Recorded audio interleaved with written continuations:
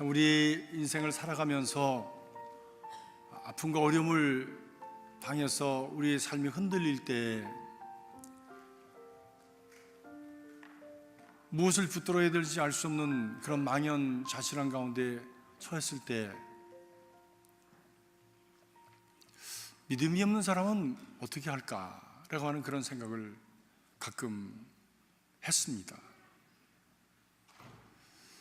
그 믿음이 있기 때문에 하나님을 바라보게 되고, 그 믿음이 있기 때문에 그런 아픈 상황 속에서 주님은 나의 반석이십니다, 소망이십니다, 나의 구원이십니다 라고 하는 고백으로 그 길을 온전하게 찾아갈 수 있는 줄로 믿습니다. 노인과 바다라든지 또는 무기여 잘 있거라 누구를 위하여 종을 울리나 유명한 작품을 쓴 해밍웨이라고 하는 작가를 여러분 알고 계시지 않습니까? 그는 작가로서 엄청난 그런 성공을 한 사람이지요. 책이 그렇게 유명해질 뿐만이 아니라 그것을 인해서 영화도 나오고 그 작품을 만들어서 세상적으로 큰 성공을 한 사람입니다. 돈도 많이 벌고 명성도 얻고 자기가 살고 싶은 그런 모습으로 자유롭게 살았던 사람입니다. 그러나 그는 고생 끝에 큰 고기를 잡고서도 상어에게 다 뜯겨서 앙상한 뼈만 가지고 해변으로 돌아왔던 그 노인과 바다의 그 주인공처럼 허무한 삶에 지쳐서 절망해서 희망을 잃어버리고, 그리고 스스로 자기가 좋아하던 사냥 총을 입에다 물고 자살했습니다.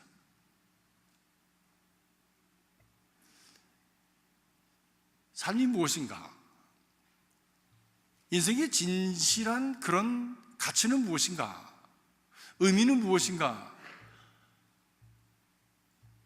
라고 하는 것은 하나님 없이 무신론적 실존주의, 하나님 없이 인간으로서의 참 가치가 무엇인가를 찾아가다가 결국 그가 도달한 것은 허무입니다. 그리고 허무 속에서 그 견디지 못해서 스스로가 죽음을 택했지요.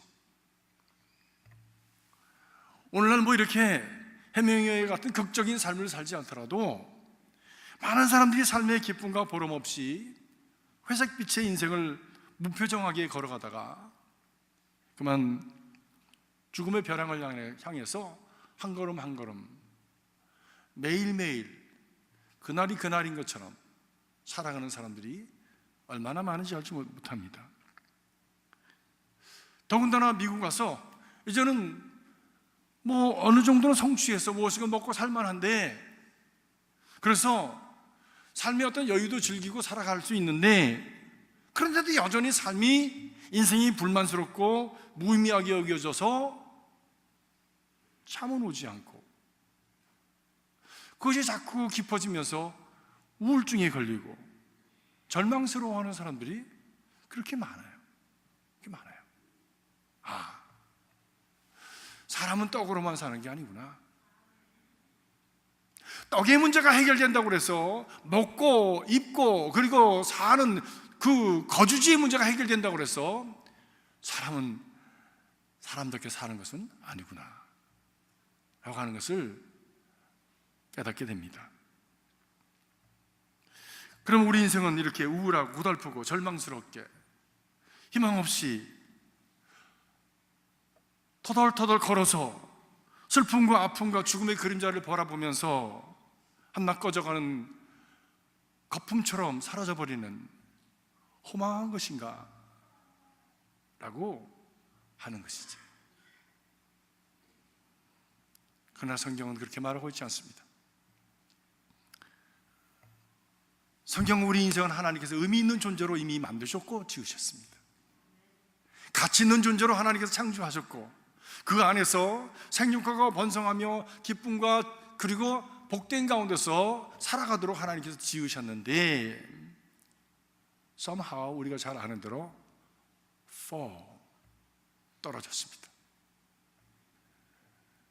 죄라고 하는 병이 들어와서, 죽음의 병이 들어와서 우리를 그 하나님이 지으신 그 존귀하고 영광스럽고 복스러운 그 자리에서 떨어지게 되었습니다. 복음은 무엇인가? 복음은 우리가 다시 그 자리로 돌아갈 수 있다라고 하는 것이에요. 회복될 수 있다라고 하는 것입니다. 이것이 마지막이 아니라는 것이에요. 이것이 운명이 아니라는 것입니다. 우리는 회복되어지고 구원되어지고 그리고 다시 재창조될 수 있다라고 하는 것이에요. 이것이 복음입니다. 사랑하는 성도 여러분, 우리의 삶의 상황이 어떠하든지 간에 그것이 내 스스로 보기에 절망스럽고 괴롭고 탄식스럽고 그리고 내 삶이 너무나도 후회스러운 삶이 있다고 할지라도 다시 회복할 수 있다.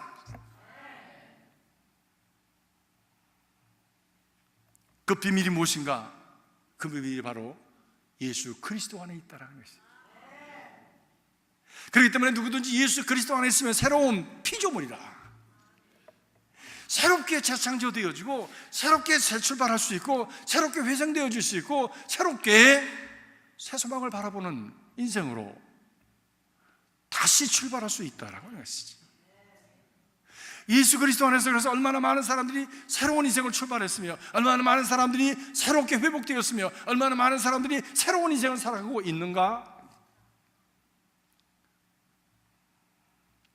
그 비결이 무엇인가? 바로 예수 그리스도이신데 그 예수 그리스도의 영이 누구시냐? 바로 성령이시죠. 믿습니까? 믿습니까? 예수님 따로 성령님 따로 하나님 따로가 아니라 그 모든 분들을 같이 이어서 함께 묶어주시는 바로 그분들의 스피릿, 영이 바로 성령이십니다. 그 영이 우리 가운데 오시면 그리고 그분의 영에 사로잡히면 우리가 새롭게 시작할 수 있고 새로운 창조의 역사가 우리 가운데 새롭게 시작되어진다고 하는 것이죠. 왜냐하면 성령은 바로 하나님과 함께 천지를 창조할 때 거기에 계셨던 분이고 혼돈과 어둠 속에 있었던 그 수면이 임하셔서 비둘기처럼 그것을 품으시고 그리고 빛이 있으라면 빛이 있게 하시고 혼돈에 있었던 세상을 하나님의 그 질서와 그 아름다움의 세상으로 창조하신 분이시기 때문입니다. 예수께서 이 땅에 오셨을 때 예수님께 임하시고 그리고 예수를 인도하시고 예수와 함께 동행하셔서 예수의 역사에 그 주도권을 잡으시고 함께 하셨던 바로 그분이 성령님이십니다. 그렇기 때문에 우리가 믿는다고 하는 것, 예수를 믿는다고 하는 것에 있어서 성령의 역사 없이는 우리는 예수를 믿을 수가 없는 거예요. 처음도 성령이요, 과정도 성령이요, 마무리도 성령이요, 그리고 그 이후도 성령입니다. 왜? 누구든지 예수가 아니면 예수를 주라고 고백할 수가 없다고 하셨으니까. 성령이 아니면 어느 누구가 성령이 아닌데 2000년 전에 나하고 피도 섞이지 아니한 그 청년 예수가 나의 인생을 구원하는 그 하나님이라고 믿을 수가 있겠습니까? 저도 이 문제로 고민을 많이 했습니다. 나랑 그가 무슨 상관이 있는 거야? 당군 자손도 아니고 한민족도 아니고 나는 김씨인데 그분은 성씨도 없고 그분은 어떻게 그냥 갖다 대자면 하신데 하예수 하나님의 아들이니까 그분하고 나하고 무슨 상관이 있는 거야? 도무지 어떻게 갖다 댈 수가 없는 거예요. 댈 수가 없는 거예요. 그런데 어느 날 제게 성령께서 임하시니까 그분이 바로 하나님이시고 그분이 바로 내가 나를 사랑하는 것보다 더 나를 사랑하시고 그리고 나의 인생에 그 모든 것을 붙들고 계신 주도권을 가지고 계신 그분이 바로 성령님이시라고 하는 것, 예수라고 하는 것이 믿어지게 되더라는 말씀입니다. 믿음은 뭐 찾아서 공부해서 열심히 해서 내가 믿어야지 이래서 되는 게 아니더라고요. 믿어지더라고요. 여러분의 부모가, 여러분의 어머니가 어머니인 것을 연구해서 아셨습니까? 공부해서 알았습니까? 믿어졌지. 아니 그러면 물어봐. 당연한 거를. 이런 거 아닙니까? 예수를 믿는다고 하는 것도 똑같아요. 똑같아요. 제가 믿어보니까, 제가 신앙생활 해보니까 그렇다는 말씀입니다. 사랑하는 성도 여러분, 아직도 긴가민가 그리고 워리워리 하시는 분이 계시다면 그런 믿음이 여러분 안에 생겨지기를 주의 이름으로 축복합니다. 근데 그런 믿음은 어떻게 생겨지느냐? 바로 성령께서 우리 가운데 역사하실 때 생겨지더라는 얘기예요. 성령께서. 성령을 통해서 우리가 그 예수가 바로 구원자이신 것이 믿어지고, 그 예수님이 내 안에 함께 하시는 역사가 시작되어질 때 내 인생이 새롭게 출발되어지는 역사, 새롭게 회복되어지는 역사, 새로운 재창조의 역사가 우리 가운데 일어나게 되어진다는 것입니다.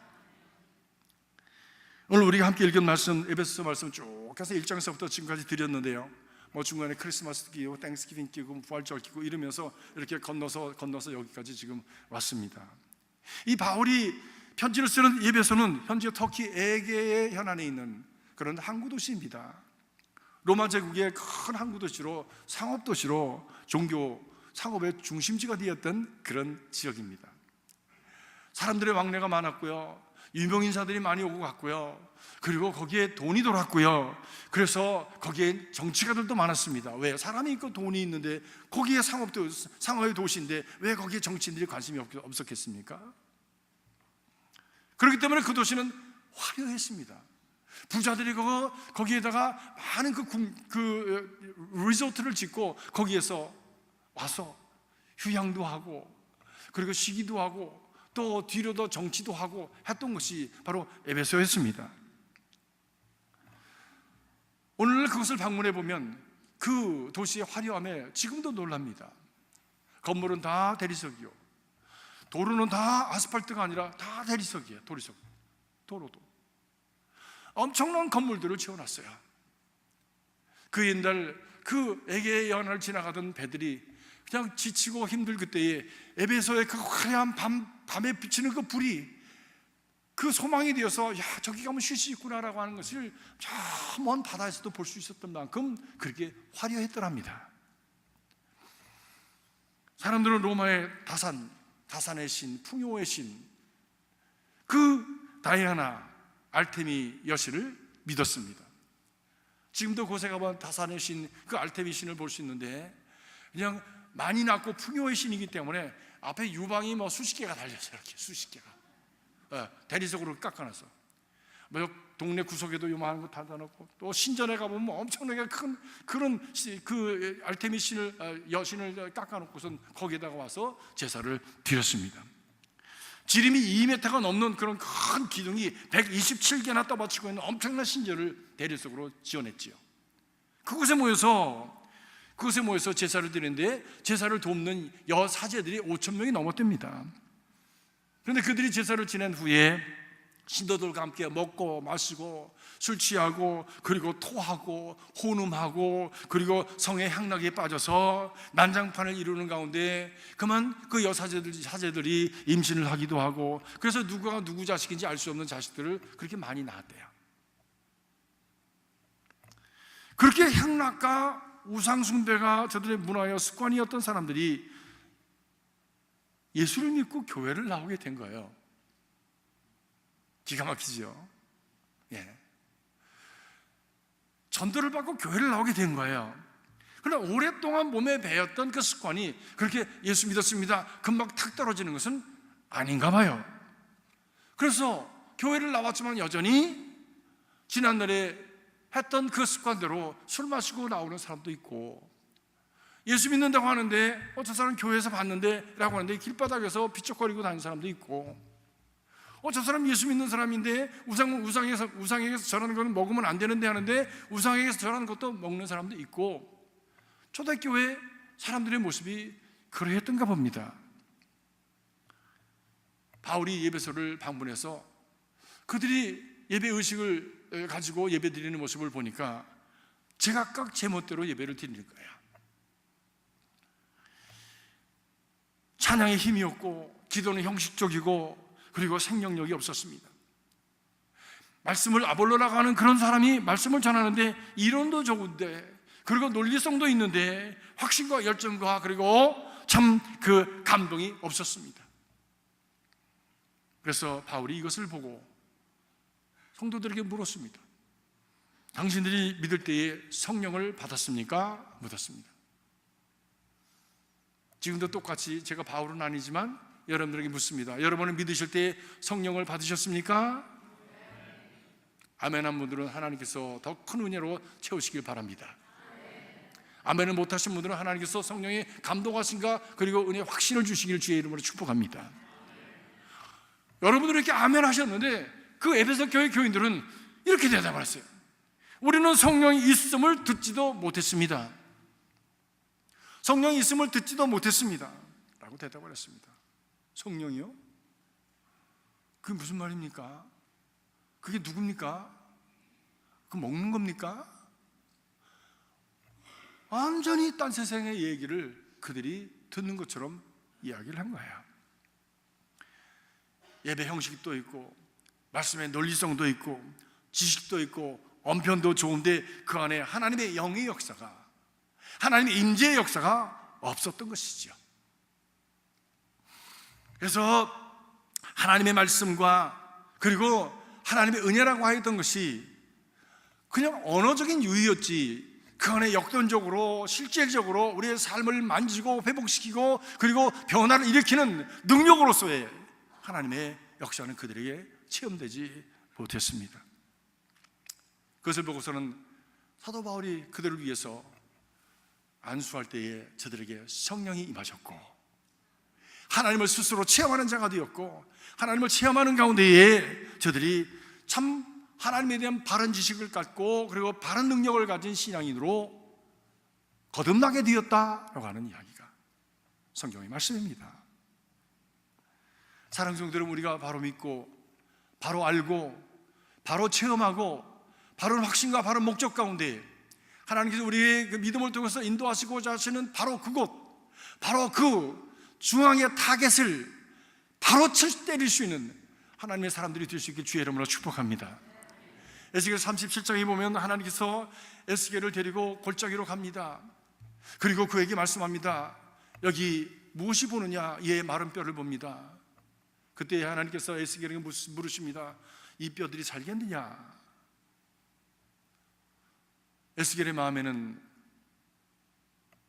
하나님, 이 뼈가 벌써 죽은 지 오래돼서 하얀 뼈들입니다. 어떻게 이 뼈가 살겠습니까? 어느 뼈가 어느 뼈에 붙어야 되는지도 알 수 없을 만큼 다 산지사방에 난리를 치고 흩어져 있는데 어떻게 이 뼈가 다시 살아나겠습니까? 라고 생각을 했겠지만 그는 감히 그렇게 대답을 하지 못하고 Well, 하나님 당신이 아시지 않습니까? God only knows. 하나님이 아시지 않습니까? 그때 하나님께서 에스겔에게 명하십니다. 이 뼈들에게 명하여 말씀을 명하라. 에스겔이 말씀을 전합니다. 그랬더니 그 말씀 가운데서 역사가 일어나서 뼈들이 상합하고 그리고 자리를 잡더니 거기에 힘줄이 얹고 거기에 살이 얹고 가죽이 덮이고 그리고 온전한 사람의 모습이 되었지만 아직 산자는 아니더라. 모양은 다 갖췄는데 사람 모양같이 되었는데 아직 죽어 있는 거예요. 그때 하나님께서 또 말씀하십니다. 이곳에 생기를 명하여 들어가게 하라. 에스겔이 또 생기를 명하며 생기어 임하소서. 그때 하나님의 생기가 그 참 사람의 형태를 가진 그들에게 임하자 그들이 벌떡벌떡 일어나서 하나님의 큰 군대가 되었다고 성경은 말씀을 합니다. 말씀을 배우고 훈련하는 것은 하나님의 백성으로서의 모습을 갖추게 해줍니다. 무엇을 해야지, 무엇을 하지 말아야지. 아, 교회 생활을 이렇게 하는 거구나, 이런 질서를 가지고 살아가야 되는구나 라고 하는 것에 대한 가르침 속에서 규격을 갖추고 어떤 모습을 갖추게 해줍니다. 질서와 경건한 모습을 갖추게 해줍니다. 어떤 그릇을 마련해 줍니다. 그러나 그 말씀에 생명의 역사가 없으면, 그 말씀에 생명의 역사, 스피릿이 없으면 그것은 여전히 죽은 것과 마찬가지다. 우리는 신앙생활을 통해서 훈련받을 수 있습니다. 어떤 조직에 익숙해질 수 있고요, 어떤 전통에 익숙해질 수 있습니다. 어떤 형식에 익숙해질 수가 있어요. 때때로 어떤 이민교회는 여러 교파에서 많이도 오시지 않습니까? 한국에서도 오시고, 한국에서 장로교, 침례교, 순복음교회 다니시는 분이 다 오셔가지고 그런 말씀 하시는 적이 있어요. 여기는 감리교회는 다르네요. 우리 장로교는 이렇게 안 하는데. 그럴 수 있죠. 그럴 수 있죠. 그럼 제가 그러죠. 글쎄요, 그건 장로교 전통이 아니고요, 성도님이 다니셨던 교회의 전통일 것입니다. 그 교회가 그렇게 한 거지, 장로교회가 이렇게 하라고 하는 그런 어떤 법전처럼 되어 있는 그런 예식은 없습니다. 제가 그런 얘기를 해줍니다. 자기에게 익숙해져서 그 규격에 맞춰서 생활을 하다 보니까 그런 의식, 그런 틀, 그런 습관을 갖게 되어진 것이지요. 그런데 그런 틀을 가지고 모양을 가졌지만 그런 가운데서 삶을 살아가면서 우리의 삶 속에 어떤 변화가 일어나며 어떤 영향력을 입히며 얼마나 능력 있게 내가 믿음의 삶을 살아가느냐 하는 것은 그 안에 과연 무엇이 담겼느냐라고 하는 것이 중요한 것이죠. 그 안에 내용이 담겼느냐, 그 내용이 무엇입니까? 그 내용은 하나님 자신이십니다. 무엇보다 하나님 자신이신 성령이십니다. 책을 읽어도 그 작가의 스피릿을 만나지 못하면 많이 읽어대는 것이지 그 사람의 인격과 그 사람의 성품과 가치관을 만들어내지는 못합니다. 지식은, 인포메이션은 많이 가졌는지 모르지만 그 작가의 그 스피릿에 감동이 되어서 그 작가의 그 철학과 작가의 그 인격과 작가의 그 목적을 따라서 그렇게 폼되는, 그렇게 트랜스폼되는 역사는 일어나지 않습니다. 하나님의 말씀도 마찬가지입니다. 많은 사람이 성경을 공부합니다. 그러나 그 말씀과 함께 하나님의 생명의 역사가 없으면 지식이 끝입니다. 오히려 그 지식을 가지고 날카롭게 다른 사람을 비판하고 또 자기 합리화에 사용하는, 너희가 부모를 섬겨야 될 줄 알면서도 고르밤 하면, 하나님께 드렸다 하면 부모님을 섬기지 않아도 되는 것처럼 합리화했던 바리새인 같은 신앙이 될 수가 있다는 말씀입니다. 말씀을 실천할 기력은 없고 능력은 없고 말만 많은 부담스러운 신앙인, 이 사람 저 사람은 찌르면서 다니는, 비판하고 비난하고 그리고 나는 많이 하는 것처럼 그렇게 자기 자랑만 드러나는 그런 신앙이 될 수가 있다는 말씀입니다. 참 슬픈 일입니다. 신앙의 목적은 그것이 아닌데, 신앙의 목적은 예수 그리스도를 닮는 것인데, 하늘아버지가 거룩하신 것처럼 너희도 거룩하라. 누구를 통해서? 예수 그리스도를 통해서. 예수 그리스도의 누구? 바로 예수 그리스도의 그 영이신 성령을 통해서 하나님을 닮는 것이 신앙의 목적인데, 그것과는 상관없는 지식적인 신앙, 형식적인 신앙을 살아가는 사람들이 얼마나 많습니까? 왜? 스피릿이었기 때문에. 사랑하는 성도 여러분, 신앙생활 하면서 바로 하나님의 영이신 성령, 이 성령으로 충만해지기를 주님의 이름으로 축복합니다. 하나님의 영이신 성령께서 우리의 모든 이론과 지식과 그리고 형식을 넘어서 살아계신 하나님의 그 역사로, 살아계신 하나님의 영향력으로 우리 가운데 임하시기를 간절히 기원합니다. 그분의 영이 임하고 그 영에 의해서 우리가 다스려지면 지금까지 우리가 목마르게 찾던 그런 것들이 이루어지게 되어지는 것이지요. 우리가 목마르게 찾는 것이 무엇입니까? 왜 지난 한 주간도 그렇게 열심히 뛰어다녔습니까? 왜 지난 한 주간도 그렇게 피곤하게 다녔습니까? 돈 벌기 위해서. 돈을 벌어서 뭐 하려고요? 돈 버는 뭐 그런 거죠 뭐. 그 궁극적인 목표가 뭔데? 궁극적인 목표가 뭔데? 행복하자는 건 아닙니까? 복 있는 자가 되자는 것 아닙니까? 나는 예수 믿어서 불행해야지, 열심히 일해가지고 난 불행해져야지, 그런 사람은 세상에 한 사람도 없습니다. 우리가 무엇을 하든지, 공부를 하든지 시집가고 장가를 가든지 학교를 가든지 아니면 무슨 직업을 갖든지 예수를 믿든지 아니 불교를 가든지 아무튼 어떤 종교를 갖든지 모든 사람들의 동기는 다 행복해지자는 거예요. 우리 남가주 주님에게 오신 여러분을 환영합니다. 축복합니다. 근데 나는 이 교회에 와서 난 불행해지기 위해서 왔습니다. 불행 계신 분 손 들어보세요. 제가 불행하게 만들어 드릴게. 어떻게? 가시라고 그러면 되지 뭐. 집에 가시라고.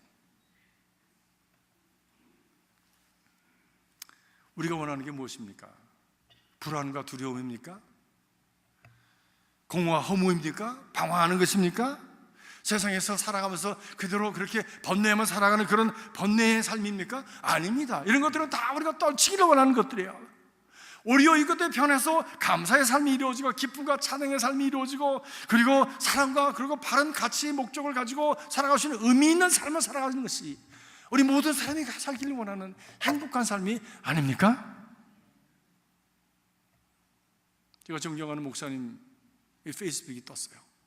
그런데 흑인아이 어린아이 하나를 이렇게 안고 계시더라고. 그 목사님이 모자를 번거지를 쓰시고 흑인 어린아이를 안고 계시더라고.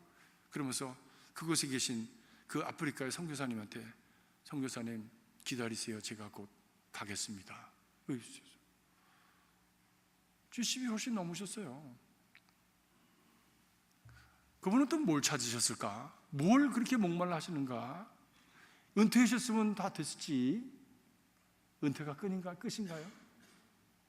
아니요. 은퇴가 끝 아닙니다. 생명이 끝나야 삶의 경주는 끝나는 거예요.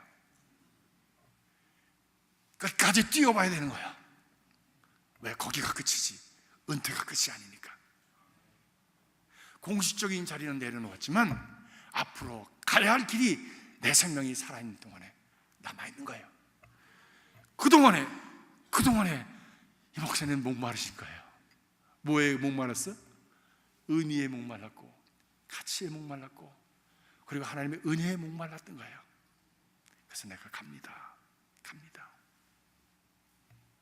할렐루야. 사람은 떡으로만 사는 게 아니더라고요. 가치가 있어야 되고 가치를 통해서 내 삶에 내가 존재의 의미를 내가 만족시킬 수 있어야 되고 그리고 무엇보다도 나를 지으신 그 하나님이 나를 붙들고 계시다고 하는 분명한 확신 속에 내 내면에 진정한 평강이 있을 때에 나는 살만한 가치가 있는 만족한 삶. 어린아이가 젖먹는 어린아이가 어머니 품에 안긴 것 같은 그런 참으로 안연한 삶을 살아갈 수 있게 되어지는 것입니다. 그렇습니다. 우리 모두는 이러한 복된 삶을 살기를 원하는데 하나님께서 우리를 향해서 말씀하십니다. 예레미야 29장 11절의 말씀 보니까 너희를 향한 나의 생각을 내가 아나니 그것 평안이요 재앙이 아니니라. 너희에게 주고자 하는 미래라 그리고 희망을 주려고 하는 것이니라 말씀합니다. 평안과 미래와 희망을 하나님께서 주기를 원하신다는 거예요. 이 하나님이 주기를 원하시는 바로 이 평안과 미래와 희망을 여러분의 안에 품고 살아가실 수 있는 은혜가 있기를 주님의 이름으로 축복합니다. 희망이 있기 때문에 오늘 자신 있고 희망이 있기 때문에 오늘 힘들어도 당당하고 희망이 있기 때문에 오늘 내가 좀 가난해도 그리고 참 그 안에서도 따뜻할 수 있는 그런 삶을 살아가는 여러분이 될 수 있길 주의 이름으로 축복합니다.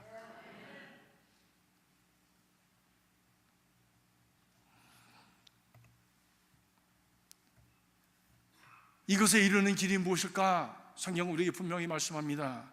그것은 하나님의 구원을 얻는 것이다. 그 구원이 누구로부터 오는가? 바로 예수 그리스도로부터 온다. 그 예수 그리스도를 믿게 하고 그 구원을 향해서 갈 수 있도록 하시는 분이 누구신가? 바로 성령이시다. 때문에 세속의 술에 취하지 말아라. 성령의 충만함을 받아라 말씀하시다.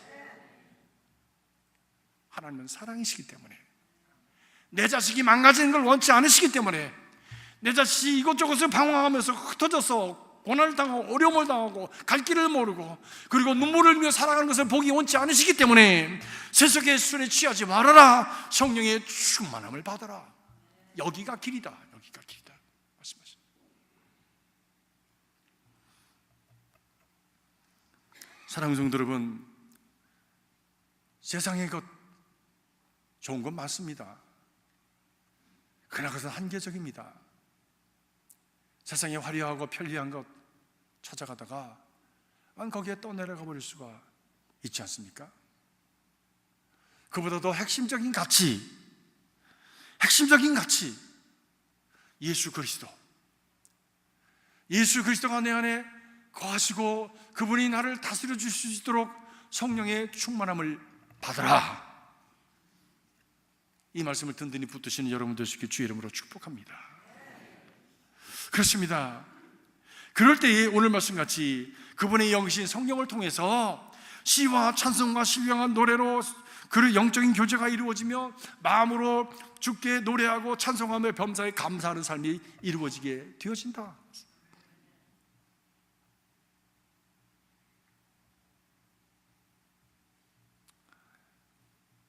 저는 한국에 있을 때 늘 찬양하면서 살았어요.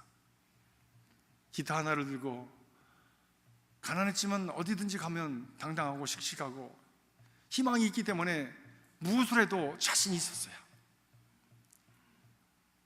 근데 미국 가서 고생을 하면서 희망을 잃어버렸어. 갑자기 하얀 가운 입고 학교에서 이리저리 앞으로 그냥 이 졸업을 하면 의사가 된다고 하는 그런 희망을 가지고 살다가 갑자기 미국에 와가지고 공장으로 들어갔습니다. 흰 가운이 아니라 작업복을 입고 기름 때 묻은 옷을 입고선 공장에서 몇 년 일하는데요, 희망의 그 빛이 싹 사라지면서 마음이 깜깜해지더라고. 깜깜해지더라고. 내가 평생에 이렇게 살다가 내가 지금 24살, 3살밖에 안 됐는데 공장에서 끝을 맺으면 어떡하지?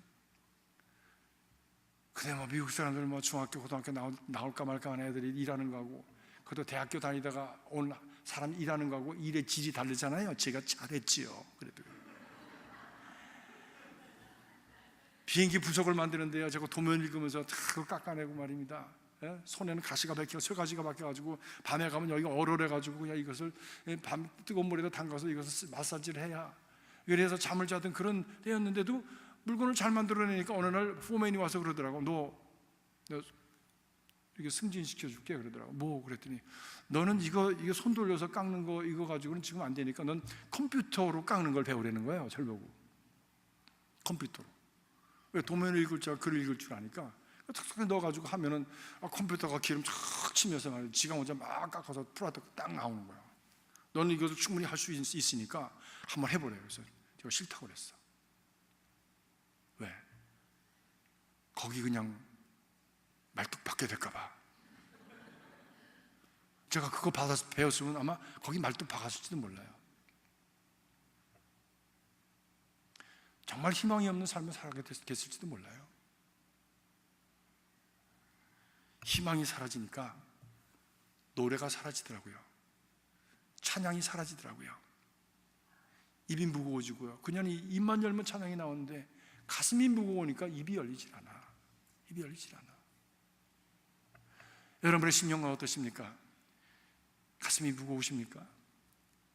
희망이 사라지고 가슴이 어둡습니까? 성령께서 여러분의 심령 속에 희망을 주시길 주의 이름으로 축복합니다. 은혜로서 어둠의 그늘을 물리치고, 그리고 앞으로 내 하나님께서 말씀하신 대로 미래를 주고 희망을 주고, 그리고 우리 가운데서 역사하셔서 새로운 삶의 길이 열려지게 된다고 하는 그런 확신을 하나님께서 허락하시길 주의 이름으로 축복합니다. 그리스도의 영이신 성령께서 우리 가운데 임하실 때에 우리의 존재의 가장 깊은 곳으로부터 고백되어지는, 나를 위해서 십자가에 죽으신 예수 그리스도가 참나의 하나님이신 것이 고백되어집니다. 뿐만이 아니라, 그렇다면 나는 그분을 위해서 어떻게 살아가야 될까? 나는 그분을 어떻게 기쁘시게 할까? 라고 하는 소원이 내 안에서 이렇게 우러져 나오게 되어집니다. 뭐 옆에서 누가 이거 좀 한번 해보지, 저거 좀 한번 해보지 하기 싫은데 억지로 떼물려서 하는 게 아니라 하고 싶은 욕망이 생겨집니다. 하고 싶은, 예수 그리스도 안에서 소원을 품고 행하게 하시는 하나님의 역사가, 바로 성령의 역사가 우리 가운데 있기 때문에 하나님을 기쁘시게 하고자 하는, 무엇을 하면 내가 하나님을 기쁘시게 할까? 소원이 생겨지게 된다는 말씀입니다. 사랑하는 성도 여러분, 믿음이 있으십니까? 예수를 믿으십니까? 정말 믿으십니까? 그러면 그 믿음 뒷면은 부르심입니다.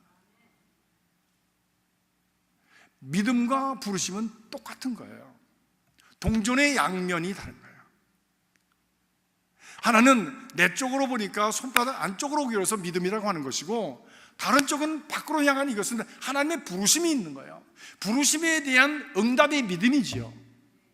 누군가가 불렀기 때문에 아멘하고 응답하고 예수를 내 안에 모신 거예요. 믿음이라면. 그러면 여러분의 콜링은 어디 있습니까? 하나님 여러분을 언제 부르셨습니까?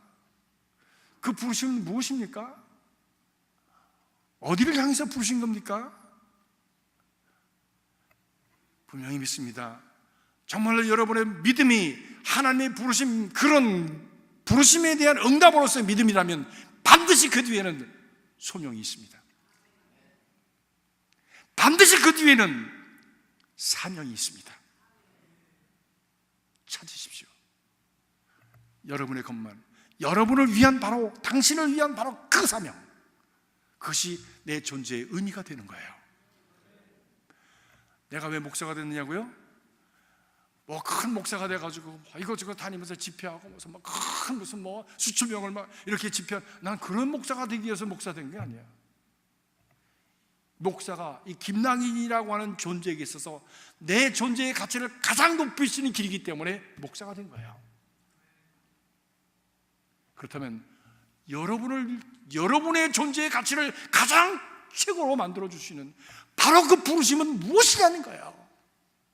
그거 찾아야지. 성경을 읽으면서, 말씀을 들으면서, 찬양하면서, 기도하면서 그거 찾아야 되는 거예요. 그걸 못 찾으면 여전히 우리는 방황하는 신앙입니다. 죄송합니다. 방황하는 신앙입니다. 이것에 기웃하고 저것에 기웃하고, 신앙이 어떤 때는 좋은 것 같고 어떤 때는 나쁜 것 같고, 어떤 때 하나님이 나를 떠나신 것 같고 어떤 때 나와 함께 하신 것 같고, 왔다 갔다 하면서 사람들의 눈치 보고 사람들의 기분을 맞추려고 하고. 아니요, 우리는 사람을 기쁘시게 하기 위해서 여기 서 있는 믿음의 사람들이 아니라 사람을 기쁘게 하랴, 하나님을 기쁘시게 하랴. 내가 사람을 기쁘게 하려고 하였다면 내가 하나님의 종이 아니니라. 사랑하는 성도 여러분, 제가 남가주 주님의 교회에 있는 동안에 여러분을 기쁘시게 할 걸로 기대하지 마십시오. 저는 여러분을 기쁘시게 하기 위해서 온 사람이 아닙니다. 먼저 하나님을 기쁘시게 해서 온 사람이에요. 그를 위해서 그 첫 번째 사명이 말씀의 사명이요, 그래서 우리는 목회라고 하는 거야. 그렇다면 김낙인이라고 하는 목사의 개인의 사명이 그렇다면 여러분의 각자의 사명은 무엇입니까? 그만하라고 자꾸만 저렇게.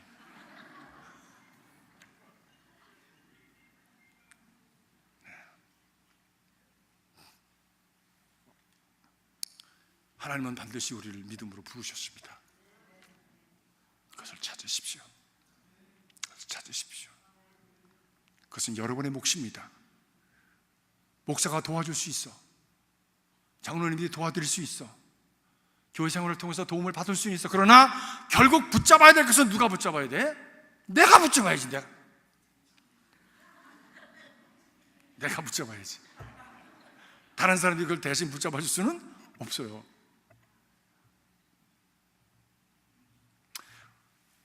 하나님 우리를 그러한 길로 인도하시기를 원하시는 것입니다. 그것이 예수 그리스도 안에서 새로운 삶을 살아가는, 보나 누구든지 예수 그리스도 안에 있으면 새로운 피조물이라 했던 새로운 피조물로서의 삶을 살아가는 길이 되어지는 것이지요. 오래전에 연합으로다가 교회들이 이제 재직을 세우는데, 제가 다른 교회에서 오신 분을 이제 이렇게 인터뷰하게 되었습니다. 근데 좀 긴장했어요. 왜냐하면 그분은 악명 높은 분이셨어요. 동네 막이라고 이름이 붙은 분이었어요. 동네 막. 하필이면 이름도 별명도 그런 별명을 붙으면 좀 곤란하죠. 그래도 뭐 메르지, 뭐 갈비, 무슨 뭐 젓가락, 무슨 뭐 이런 별명은 그래도 좀 귀엽잖아. 근데 이거 동네 막이야. 동네 막, 이름이 동네 막이. 아주 유명해서 동네 섹스, 또 마약, 그리고 폭행, 그냥 그 사람한테 걸리면 아무튼 뼈도 못 추린다는 막가파. 근데 이런 사람이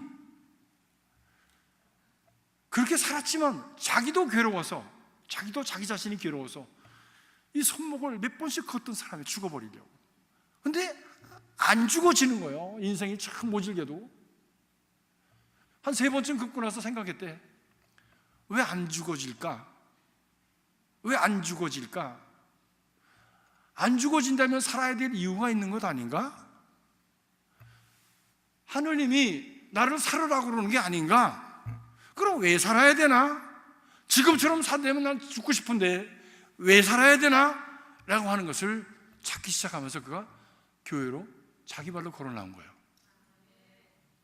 그러면서 사람들이 그에게 사랑을 붓고 성경 공부를 하라면 하고 교회에 나오라면 나오고 기도하라면 기도하고 아무튼 교회에서 하라는 그런 모든 것을 다 했습니다. 그런 가운데 그가 은혜받고 교회 봉사하면서 드디어 어느 자리까지 왔냐? 지금 집사 인터뷰하는 자리까지 온 거예요. 그분의 간증을 들으면서 그분이 그런 간증을 하더라고요. 목사님, 같은 인생도 이렇게 새롭게 인도해 주시는 하나님의 은혜가 너무 감사합니다. 이제는 옛날에 살았던 그 구질구질한 인생 난 살지 않고 새로 한번 잘 살아보렵니다. 남이 뭐라든지 간에 상관없이 새로 한번 잘 살아보렵니다. 그런 고백을 하는데요, 제가 기도시켰어. 그러면 이제 집사님 될 텐데 기도 한번 해보세요. 그랬더니 목사님, 전 기도할 줄 몰라요. 그래도 내 입으로 하는 게 기도지 남 입으로 하는 게 무슨 기도요? 내 입으로 한번 해보세요. 하나님 앞에서 지금 새롭게 시작하잖아. 내 입으로 한번 해보세요. 그랬더니 입을 열어서 기도합니다. 하나님, 난 기도할 줄 몰라요. 그렇지만 진짜 이제 고마워요. 옛날처럼 살지 않고 이제 진짜 잘 살아볼게요. 하나님, 날 좀 도와주세요. 그것처럼 진솔한 기도가 어디 있습니까? 전능하시고 영광스러우신 하나님, 뭐 이렇게 그냥 이렇게 굉장하기 시작했는데 알고 보니까 안에 알맹이는 없는 그런 기도가 아니라 뭐 그렇게 굉장한 옷은 안 입었는데 진짜 벗은 모습 그대로 드려지는 그 기도가 하나님이 보시기에 더 귀하지 않겠어요? 여러분, 하나님 앞에 그런 기도 들으실 수 있기를 주님의 이름으로 축복합니다. 그래서 그분이 기도가 끝난 다음에 제가 너무 감동스러워서 연이어서 기도하옵나이다. 그래서는 열심히 축복해 기도하고 보내드렸습니다. 세상에 술과 재미가 인생의 바닥에 떨어져서 만난 친구가 그렇게 억척스럽게 모처럼 긁어 모은 재물이 그 인생을 세워주지 못했더라는 거예요. 인생이 바닥에서 만난 예수, 그리고 그 은혜 때문에 이제는 지난날의 것을 청산하고 하나님의 사람으로 새롭게 시작하는 피조물의 삶. 와, 하나님은 정말 대단한 분이시구나. 하나님 증령 능력의 하나님이시구나. 새 창조의 하나님이시구나 라고 하는 것을 다시 한번 깨달을 수가 있었습니다. 그분의 영이 임하시면 그리스도 안에서 거하게 되어지고 새로운 피조물로서 복된 삶을 향해서 그 걸음을 출발할 수 있게 되어지는 것입니다. 성령 충만이란 무엇인가? 성령 충만이라는 것은 성령의 은혜가 지금까지 살았던 그 모든 것을 덮어버리는 거예요. 그래서 영향력을 가지고 그것을 몰아낼 수 있고 그걸 덮어서 그 지난날에 살았던 그 영향력들이 힘을 못 쓰게 되는 거예요. 그래서 세상과 나는 간 곳 없고 구속한 주만 보이도다, 그 은혜의 고백을 할 수 있게 되어지는 것이죠.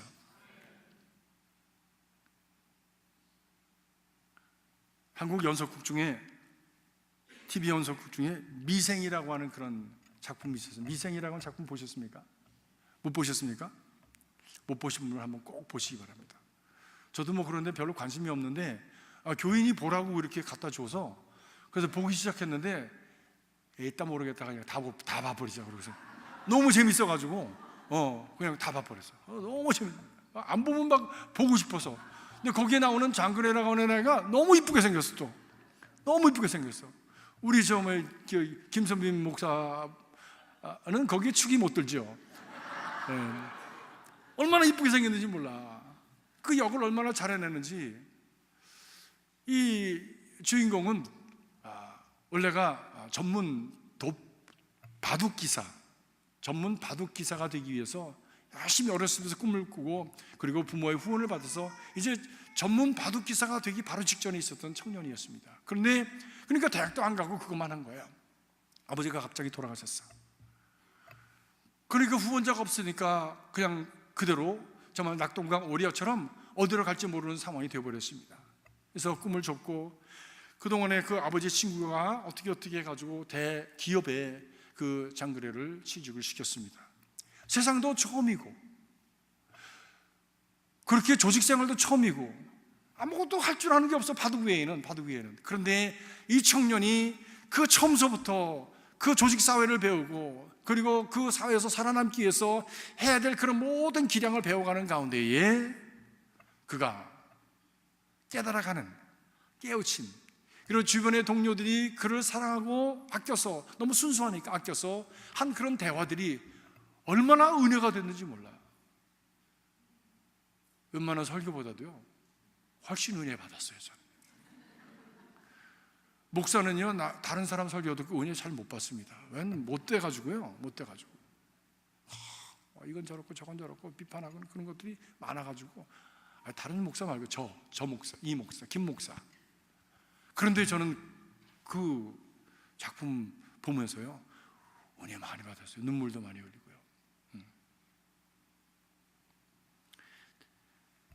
대기업의 생리와 샐러리맨들의 아픔을 보여주는데 와, 우리 교인들이 저런 아픔을 당하면서 매일매일 투쟁하고 전쟁 속에서 살아가겠구나 하는 것을 깨달으면서 우리 교인들에 대한 연민이 생기더라고. 옛날에는 왜 이렇게 안 하냐고, 왜 저렇게 안 하냐고 맨날 그렇게만 했었어. 그런데 그 작품을 보고 나서 은혜 받고선 제가 얼마나 힘들까, 얼마나 피곤할까, 얼마나 스트레스가 많은 가운데 이거 하나님 옆에 나와서 정말 도움을 구하는 그런 심령으로 왔을까 라고 하는 마음을 갖게 되더라고. 이 장그래도 어느 날 쫙 일을 했는데 크레딧을 다 남한테 뺏기고 그 경쟁 속에서 뺏기고 그리고서는 그냥 살아갈 만한 그런 어떤 희망을 잃어버리고 좌절감을 가지고 술집에 들어가가지고 술을 마시고 어근히 취해 있는데 그래서 그를 아끼는 동료 선배가 와서 얘기합니다. 자네 바둑 두지? 네. 지금 돌 하나 잃어버렸다고 해서 게임이 끝난 거 아니야. 돌 하나 잃어버려도 다음 게임은 계속되는 거야.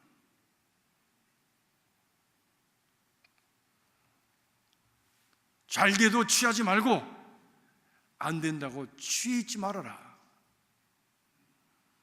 취해 있으면 다음 기회가 와도 잡을 수 없다.